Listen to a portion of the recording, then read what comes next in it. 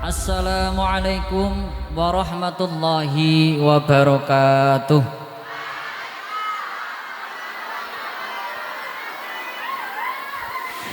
Kami berdiri di sini ingin ikut berpartisipasi dan juga meramaikan rangkaian acara wisuda santri dan kreasi santri Pondok Pesantren Sunan Plumbon tahun 2021 akan menampilkan demo santri, yaitu tanya jawab kitab. Karena waktu sudah sore dan agak mendung juga, langsung saja kita mulai. Saya panggil untuk peserta baca kitab, yaitu yang pertama santri atas nama Dimas Nur Alfiani, santri asal Gringsing Batang. Dan yang kedua santri atas nama Reza Prihartanto, santri asal Windusari Magelang. Kepada mereka diharapkan untuk naik ke atas panggung.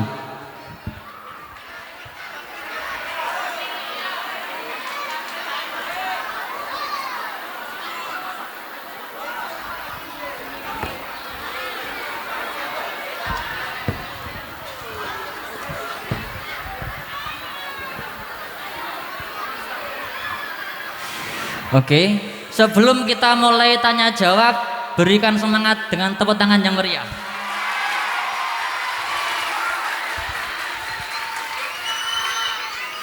Untuk yang pertama, saya minta Mas Dimas tolong bacakan kitab Safinah Faslun Arkanul Islam. Silahkan. Bismillahirrahmanirrahim. Faslun utawi iki iku ana pasal suwiji. Arkanul Islami utawi piro-piro rukune Islam iku khamsatun ana 5. Rupane syahadatu an nyekseni sak temene kelakuan iku la ilaha ora ana pangeran kang wajib den sembah iku maujud illallahu angin kejaba Gusti Allah, wa anna Muhammadan lan sak temene Kanjeng Nabi Muhammad sallallahu alaihi wasallam iku Rasulullahi utusane Allah taala, wa iqamus sholati lan luru jumenengake salat, wa itauz zakati lan telu ngetokake zakat, wa shaumu ramadhana lan poso wulan Ramadan, wahijjul baiti lan 5 haji maring Baitullah. Rupane man wong silaiman istatoa kang kuwasa sapa man kuwasa ilaihi maring albait apane sabilan dalane. Oke, cukup, terima kasih. Langsung saya ajukan pertanyaan-pertanyaan, tolong untuk Mas Dimas dijawab dengan tegas dan tepat. Untuk yang pertama, ini pertanyaan tentang nahwu. Mas Dimas, lafal faslun merupakan kalimat apa? Kalimat isim. Kalimat isim. Sebabnya apa kok lafal faslun dinamakan kalimat isim? Karena sudah ada tandanya kalimat isim pada kalimat tersebut, yaitu tanwin. Ada berapa tanda-tanda kalimat isim? Tandanya kalimat isim ada 4. Sebutkan. 1. Menerima dimasuki tanwin. 2. I'rab jar. 3. Huruf jar. Dan 4. Al. Tunjukkan dalilnya. Fal ismu bit tanwini wal khafdi urib wa harfin khafdi wa bilam wa alif. Oke, bagus. Terus selanjutnya lafal arkanu. Tadi kan faslun arkanul islami. Lafal arkanu itu i'rabnya i'rab apa? Lafal arkanu termasuk i'rabnya i'rab rofa. I'rab rofa. Kenapa kok bisa termasuk ber-i'rab rofa? Karena menjadi mubtada. Karena menjadi mubtada. Mubtada, apa yang dinamakan mubtada? Mubtada adalah isim yang wajib dibaca rofa dan sepi dari ngamil lafdi. Sepi dari ngamil lafdi. Sepi itu artinya tidak rame, padahal di sini rame banget. Coba yang dimaksud sepi dari amil labdi kok dengan kata sepi? Coba terangkan apa maksud dari sepi dari ngamil labdi? Mubtada adalah isim yang dibaca rofa, dan yang merofakkan adalah ngamil maknawi, bukan ngamil lafdi, yaitu ngamil maknawi ibtida. Sedangkan isim yang dibaca rofa selain mubtada adalah yang merofakkan ngamil lafdi. Oh, jadi seluruh isim yang dibaca rofa cuman mubtada yang ngamilnya merupakan ngamil maknawi. Oke. Coba tunjukkan dalil mana yang menerangkan mubtada dibaca rofa.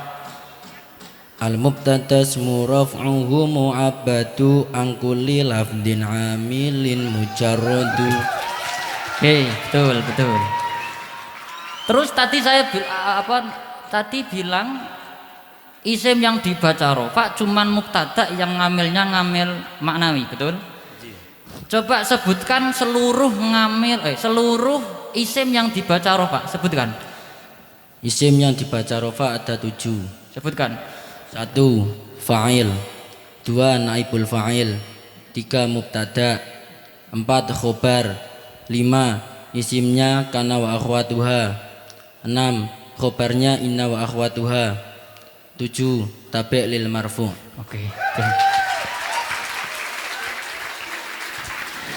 Oke, betul. Terus kita lanjutkan pertanyaan selanjutnya.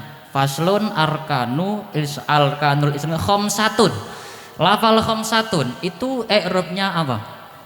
I'rab rofa. I'rabnya rofa. Kenapa kok ber-i'rab rofa? Karena menjadi khobar mubtada. Menjadi khobar mubtada tadi sudah diterangkan. Terus khobar, setahu saya khobar itu ada 2 macam. Ada khobar mufrad, ada khobar ghair mufrad. Menurut kamu lafal khamsatun itu termasuk khobar mufrad atau khobar yang ghair mufrad? Lafal khamsatun termasuk khobar mufrad. Apa alasannya? Karena lafal khamsatun tidak berupa jumlah ataupun sibeh jumlah. Karena tidak berupa jumlah ataupun sibeh jumlah. Terus ketika lafal khamsatun itu kok dibaca rofa? Kita ketahui rofa itu ada 4 tanda, ada domah, wawu, alif, subutun, nun. Terus tanda rofa di lafal khamsatun apa?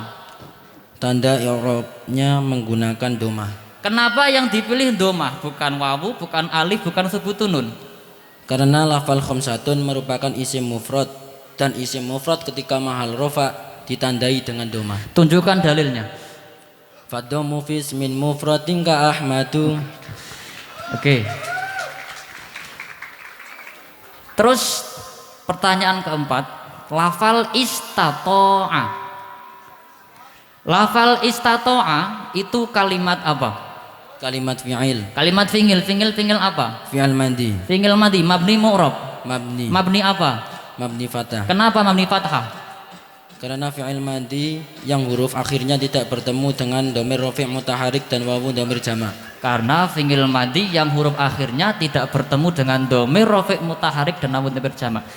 Sekarang pertanyaan saya, ketika ada fi'il madi bertemu huruf akhirnya bertemu dengan dhamir rafi' mutaharik, fi'il madi bertemu huruf akhirnya bertemu dengan dhamir rafi' mutaharik, maka mabninya mabni apa? Mabni sukun. Mabni sukun. Ketika bertemu dengan wawu dhamir jama', mabni domah. Tunjukkan dalilnya. Fal madi maftuhul akhiri in quti adbudmarin muharrakin bihi rufi fa in ata ma'dad dhamiri sukina wa dhammuhu ma'wawin jam'i yu'yina. Oke, beri tepuk tangan untuk Mas Dimas. Jadi inilah pentingnya mengaji ilmu nahwu. Kita itu membaca sesuatu, kita tahu tarkibnya, kita tahu i'rabnya, sehingga kita akan mengetahui murad. Karena dalam kitab Mufridi diterangkan itlaulal i'rab lam yu'lam al murad. Oke, terima kasih untuk Mas Dimas. Beri tepuk tangan sekali lagi. Untuk tampilan yang kedua tadi sudah tanya jawab seputar i'rabnya. Sekarang saya akan tanya jawab seputar murad kepada Mas Reza. Coba saya minta Mas Reza tolong bacakan kitab Riyadhus Shalihin. Babu fi dilalati ala khairin wa du'ai ila hudan au dolalatin, hadis nomor 2. Silakan.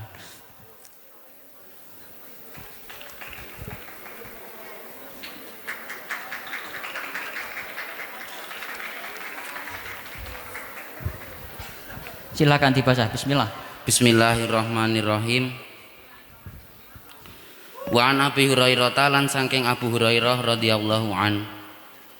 Ana Rasulullah satemene Rasulullah sallallahu alaihi wasallam iku kala ngendika sapa Kanjeng Nabi sallallahu alaihi wasallam.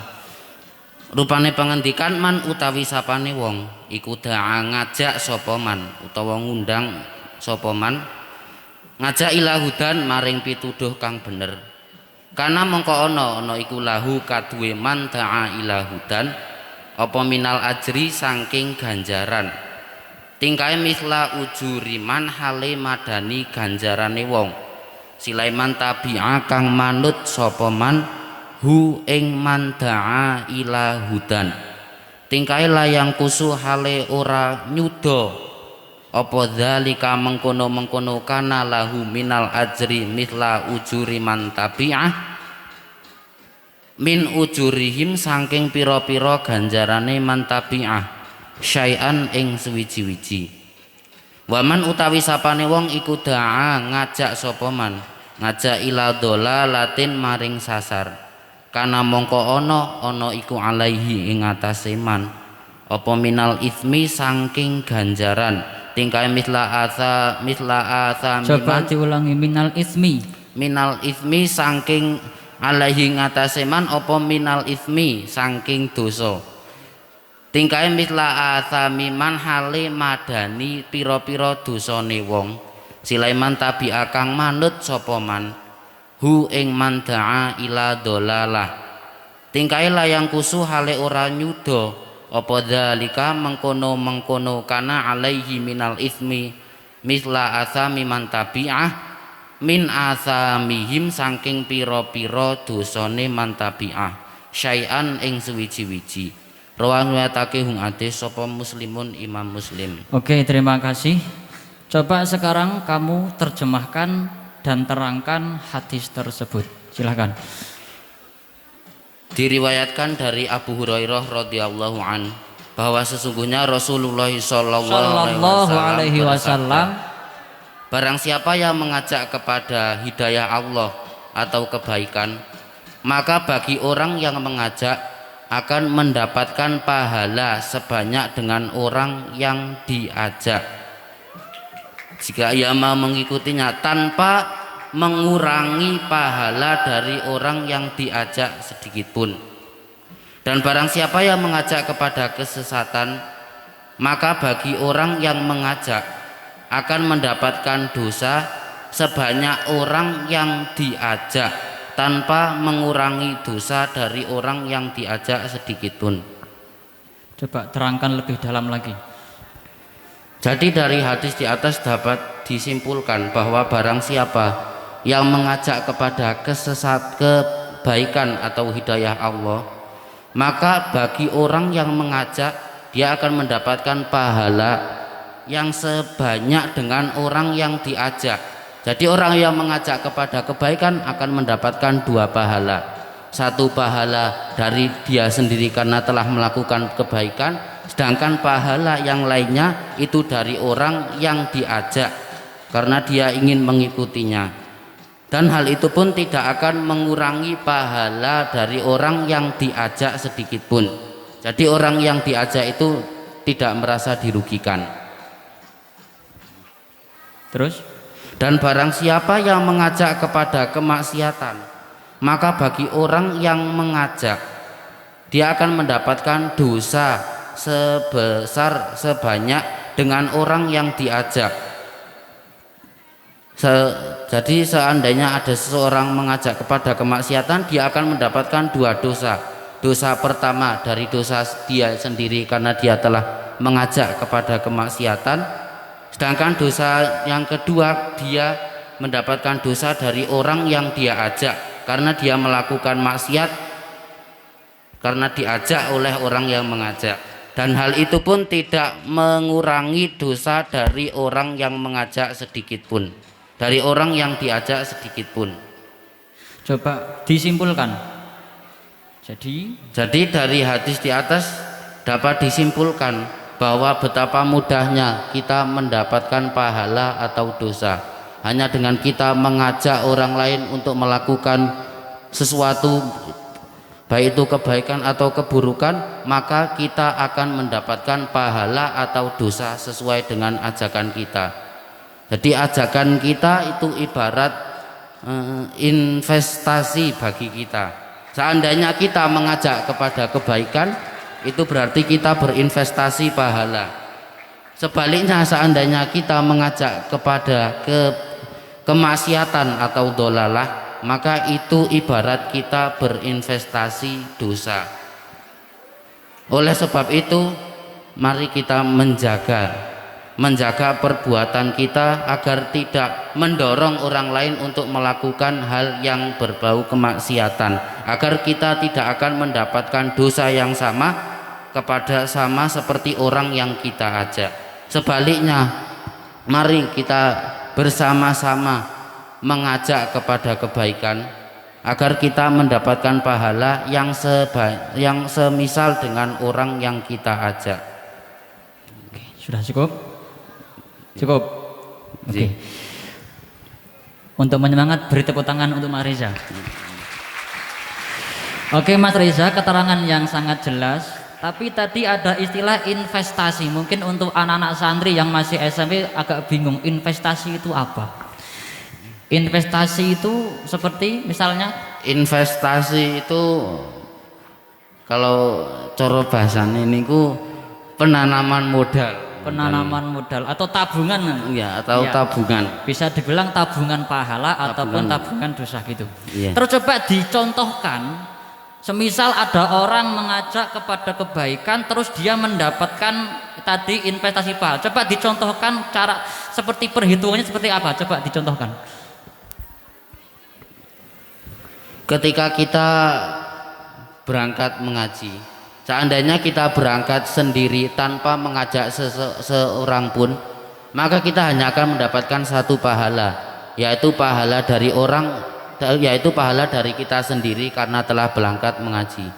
Tapi seandainya kita berangkat mengaji dan mengajak orang lain, contohnya mengajak 4 orang lainnya, maka kita akan mendapatkan 5 pahala. Satu pahala dari pahala kita sendiri karena kita telah berangkat mengaji, sedangkan 4 pahala yang lainnya itu dari orang lain yang kita ajak karena mereka ingin mengikuti ajakan kita. Terus begitu pula sebaliknya, ketika kita melakukan kemaksiatan lalu mengajak orang lain, semisal mengajak beberapa orang anak, 4 orang anak, itu kita akan mendapatkan 5 dosa. 1 dosa dari dosa kita karena telah melakukan kemaksiatan, sedangkan 4 dosa yang lainnya dari dosa orang yang kita ajak karena mereka melakukan kemaksiatan karena ajakan kita. Terima kasih. Tepuk tangan untuk Mas Reza. Terus misalkan gini, ada pertanyaan lagi. Misalkan orang yang kita ajak itu mengajak lagi orang lain. Misalkan tadi 4 orang, itu masing-masing satu mengajak 2 orang lain. Itu kita masih memperoleh pahala dari orang yang diajak oleh orang yang kita ajak atau tidak? Jadi kalau dilihat dari konteks hadis tersebut, kita mengajak orang lain lalu kita mendapatkan pahala dengan orang yang kita ajak, itu karena kita telah membuat orang lain yang kita ajak melakukan suatu kebaikan karena ajakan kita. Sedangkan jika orang yang kita ajak mengajak orang lain, maka pahala dari orang yang kita ajak juga akan sampai kepada kita, karena mereka orang yang mengajak itu bisa mengajak karena mereka diajak oleh kita. Oh gitu. Misalkan tadi masing-masing 4 mengajak 2, berarti 8. Kita di samping mendapat pahala 4, kita juga mendapat pahala 8. 8 tambah 4 sama dengan 12. Oh berarti itu yang dimaksud dengan berinvestasi pahala dengan kita mengajak kepada kebaikan. Oleh karena itu mari kita dari keterangan dari Mas Reza, kita jangan bosan-bosan sebagai santri harus selalu mengajak kepada kebaikan. Jangan pernah mencontohi atau mengajak kepada keburukan. Santri lama kepada santri baru jangan memperlihatkan atau mengajak kepada kemaksiatan seperti melanggar peraturan, tapi justru santri lama harus menyontohi santri baru untuk menjadi santri tauladan, santri yang baik dimanapun dan kapanpun. Oke, terima kasih kepada Mas Reza dan Mas Dimas. Beri tepuk tangan sekali yang meriah kepada mereka. Oke, bisa kembali ke tempat.